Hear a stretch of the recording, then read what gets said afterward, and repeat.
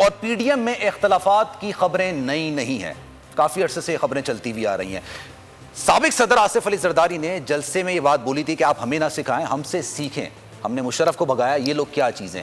ये वो उस चीज़ की अक्कासी करता है कि पीछे हर चीज़ बेहतर नहीं है, लेकिन इस तरह सहाफ़ी पे इल्ज़ाम नहीं लगाया जाना चाहिए। सहाफ़ी के पास खबर होती है, वो खबर ब्रेक करता है। पीडीएम में सबको पता है कि मुस्लिम नून ये चाहती है कि इस्तीफे दे दिए जाएं, पाकिस्तान पीपल्स पार्टी ये चाहती है कि इस्तीफे नहीं दिए जाएं। पाकिस्तान पीपल्स पार्टी वो वाहिद जमात थी जिसने कहा था कि सेनेट के इलेक्शंस लड़ते हैं।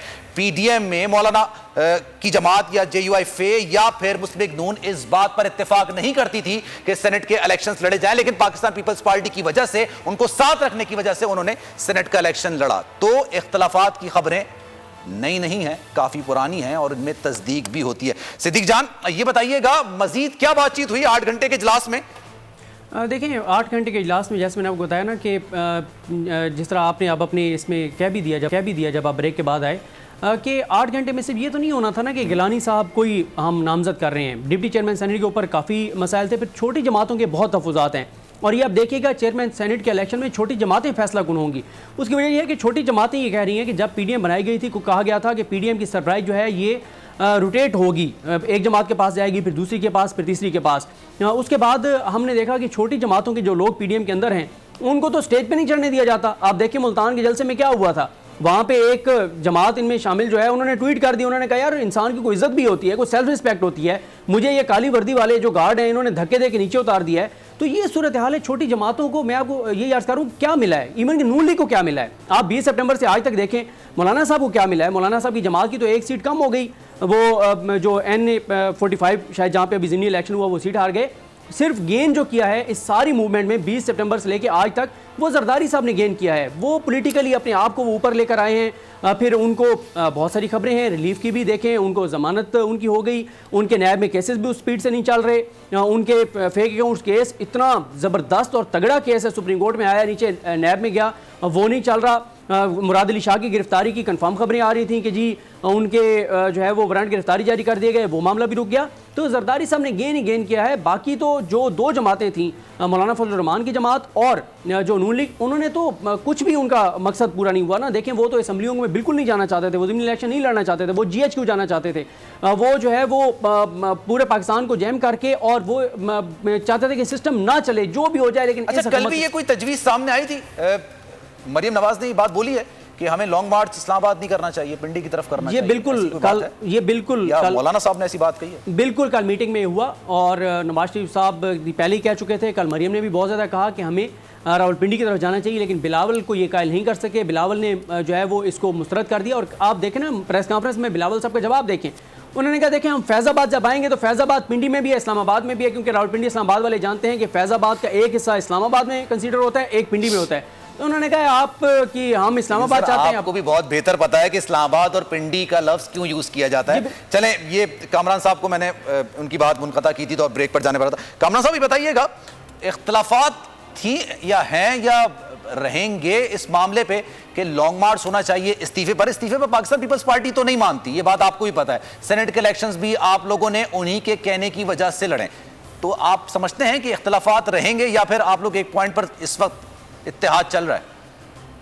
देखिए, ये अलायंस है, ये एक पार्टी नहीं है। पार्टी के अंदर भी आप जब बैठते हैं तो इख्तलाफ राय हुआ करता है। इख्तलाफात में और इख्तलाफ राय में बड़ा फ़र्क होता है, इसको मिक्सअप ना करिए। अच्छा। और उस इख्तलाफ राय को उसको जब इख्तलाफात ना बना दीजिएगा, उसको इसके अंदर जो है ना वो होता है। और जब आप सारे इकट्ठे हैं इसका मतलब इख्तलाफात नहीं है।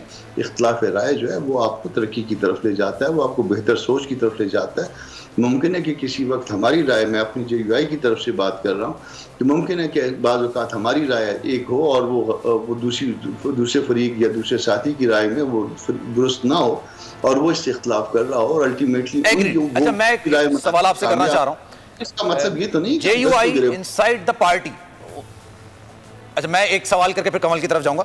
ये इनसाइड द पार्टी क्या डिसीजन हुआ है कि पिंडी की तरफ जाना है कि इस्लामाबाद की तरफ जाना है? 26 मार्च को जाना भी है या नहीं जाना है? तो JUI का कोई फैसला अकेला फैसला नहीं होगा, ये PDM का फैसला होगा और जो फैसला होगा उसको अनाउंस किया जाएगा। आप 26 शुरू होने दीजिए, जिस तरफ भी जाना होगा वो शुरू आएगा। ठीक है, कमल साहब बताइएगा, अभी इजलास चल रहा था, उस इजलास में क्या फैसले किए गए हैं? उसमें आप भी शरीक थी।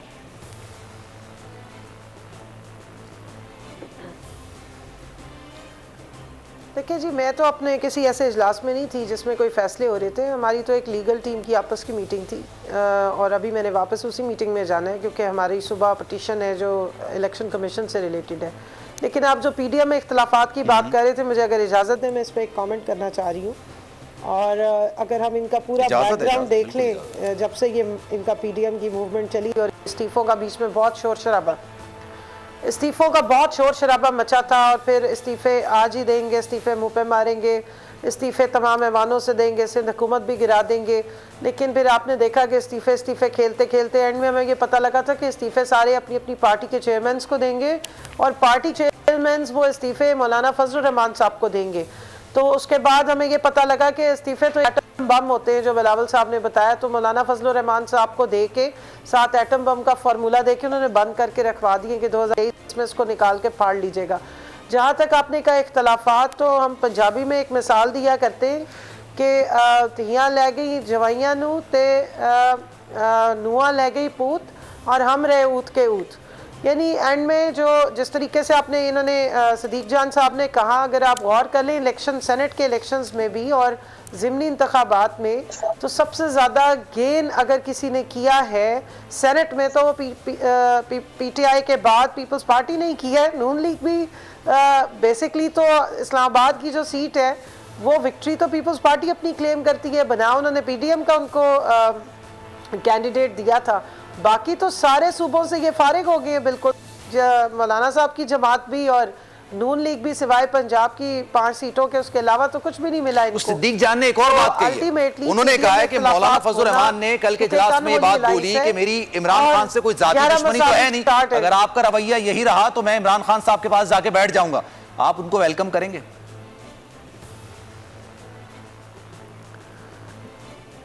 देखिए, मुझे मौलाना साहब से बहुत हमदर्दी महसूस हो रही है क्योंकि इन्होंने सबने उनको आगे लगाई रखा और उनको इस्तेमाल भी करते रहे। छोटे छोटे जो जलसे होते थे वो सारे मौलाना भी भरने की कोशिश करते थे, बाकियों के लिए तो कोई निकला नहीं। इन्होंने उनको इस्तेमाल करके जिस तरह इन्होंने उनको पहले पंप, अच्छा मुझे वाइंड अप करना है, आप लोग वेलकम करेंगे या नहीं? बस एक सेकंड में जवाब कोशिश की थी और उसके बाद मौलाना साहब रह गए थे। देखें, अगर मौलाना साहब अपने आप को एहतसाब के लिए पेश कर लें और जो उनके आमदन से ज़राए मैच नहीं करते उससे वो बरी ज़िम्मा हो जाए तो most welcome. Most welcome, thank you so much. Kamal साहब हमारे साथ मौजूद थी, कामरान साहब भी हमारे साथ मौजूद थे, सिद्दीक जान भी हमारे साथ मौजूद थे। कल 8 घंटे का पीडीएम का इजलास हुआ और बाहर आके सिर्फ एक बात कही गई, लेकिन 8 घंटे में क्या बातें हुई ये किसी को नहीं पता। लेकिन अंदर की स्टोरीज ये हैं कि पीडीएम में इख्तलाफात पहले भी थे, अभी भी हैं और आगे भी रह सकते हैं, क्योंकि पाकिस्तान पीपल्स पार्टी का जो मौकिफ है वो पूरे पीडीएम पर होता हुआ नजर आ रहा है और उस मौकिफ से मौलाना साहब की जमात जेयूआई और मुस्लिम लीग नून इत्तेफाक करती हुई नजर नहीं आ रही है। साथ साथ आज जो खबरें चल रही थी मौलाना अब्दुल गफूर हैदरी के हवाले से कि उनको हुकूमत ने पेशकश की है, तो कमल साहब ने इसकी तरदीद कर दी है। मजाक में बात की गई थी, अब मजाक को सीरियस बना लिया, इसमें हुकूमत तो कुछ नहीं कर सकती है। सब्सक्राइब करें और बेल दबाएं ताकि कोई खबर रह न जाए।